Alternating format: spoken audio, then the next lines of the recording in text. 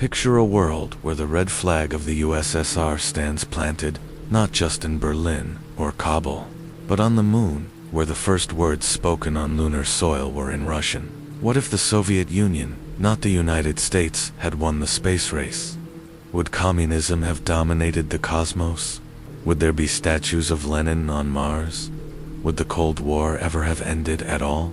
Let's launch into an alternate orbit where history blasted off in a different direction. In our timeline, the Soviet Union had a head start. In 1957, they launched Sputnik, the first artificial satellite. Then came Laika, the first living being in space, and Yuri Gagarin, the first human to orbit Earth. But the US caught up fast. With massive funding and public support, NASA leaped forward with Project Apollo. In 1969, Neil Armstrong set foot on the moon, and the rest is history. The Soviet program faltered due to infighting, secrecy, and economic strain. Their N-1 rocket failed 4 times, but what if it hadn't? Let's imagine a critical divergence. In 1969, while Apollo 11 prepares for its lunar mission, the USSR's N-1 rocket, larger than Saturn V succeeds. Instead of catastrophic explosions, it lifts off flawlessly, carrying cosmonaut Alexei Leonov toward the moon. Days before Armstrong's famous words, Leonov lands, steps onto the lunar surface, and says, "I step into the cosmos in the name of the Soviet people." The world is stunned. America is defeated. The USSR claims the moon. The political aftermath is seismic. In Moscow, the success is broadcast with thunderous celebration. Propaganda hails the Soviet system as technologically and ideologically superior. In the West, morale plummets. The US Congress slashes NASA funding out of frustration and fear. Countries across the world reevaluate their alliances. Neutral nations begin leaning toward Soviet partnerships. Cuba, Vietnam, and even parts of Western Europe flirt with the idea that maybe communism is the future. The Soviets don't stop at a single landing. With momentum on their side, they establish Lunagrad, a permanent lunar base, funded by a centralized 5-year space plan. The moon becomes a Cold War outpost. They deploy rovers, drill lunar ice, and build radio towers for deep space signals. Red banners flutter on the moon's surface. Meanwhile, the US loses public interest. Without a win, there's no Apollo 12, 13, 14. Instead, NASA shifts focus to satellites and Earth-based technology, while the USSR keeps expanding outward.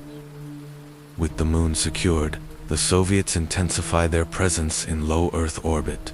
They build larger, more advanced space stations than Skylab precursors to a Soviet-only version of the International Space Station.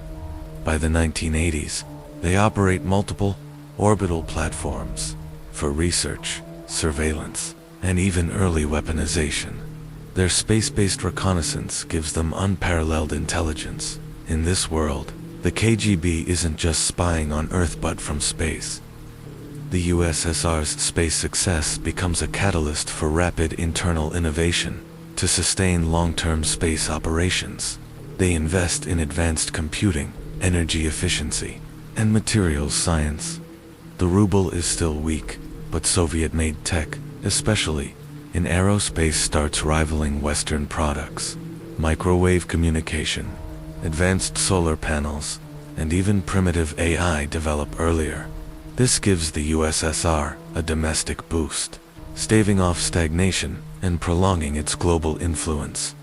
The West watches nervously. In this timeline, the non-aligned movement turns softly aligned with Moscow. India signs a cooperative lunar research pact. Egypt and Brazil entered joint space programs with Soviet engineers. China, instead of breaking with the USSR in the 60s, maintains technological collaboration, leading to a pan-communist space alliance. The Warsaw Pact in space is born, sharing knowledge, satellite time, and even cosmonaut slots. By the mid-1980s, 2/3 of Earth's orbit belongs to the Red Sphere. In our timeline, Reagan's Star Wars program attempted to militarize space. In this one, the Soviets beat him to it. They test orbital particle beams, deploy kinetic rods, and install jamming arrays to disable enemy satellites. Space becomes militarized, not in theory, but in fact. Earth's geopolitical balance is held hostage by Wotor, who is floating above. Wars are no longer just about borders, but about orbits. Thanks to international prestige and economic spin-offs from space tech, the USSR avoids the full-scale collapse of 1991. Reformers do rise. Gorbachev still calls for glasnost and perestroika, under the glow of cosmic victory. Public faith remains.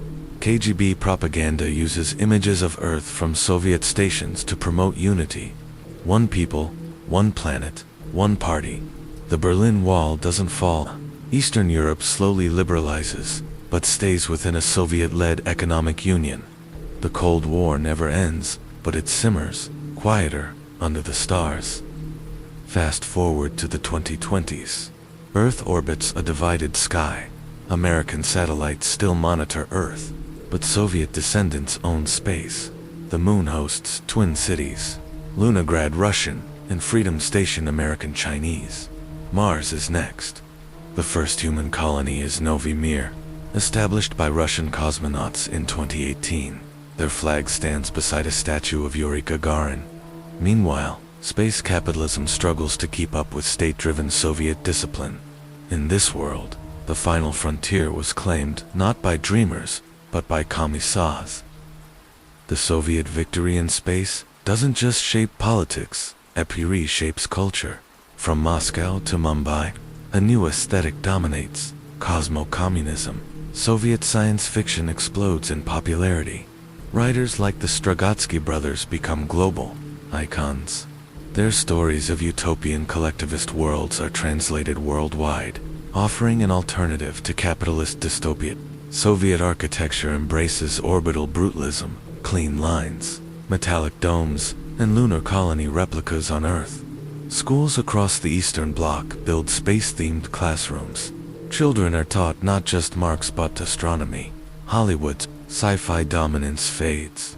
Instead, Eastern cinema rises with visionary directors imagining Earth's future through a red-tinted lens.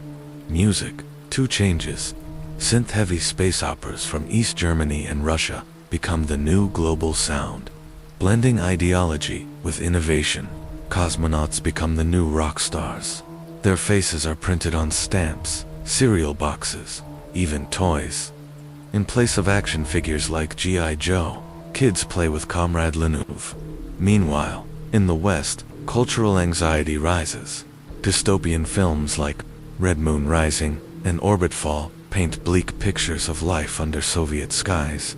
Space becomes a source of fear, not wonder, and religion. Faced with the cosmic scale of Soviet achievement, even spiritual institutions begin to adapt. The Orthodox Church calls cosmonauts divine explorers. In the West, some fringe sects even claim space itself as a battleground of angels and ideology. So what if the Soviets had won the space race? Would space be a symbol of global unity, or another battleground of ideology? Would we be closer to Mars or stuck in endless Cold War cycles among the stars? Let us know what you think in the comments. And remember, history isn't just written in textbooks, it's written in rocket trails and lunar dust. Sometimes one rocket launch can change the fate of the whole world.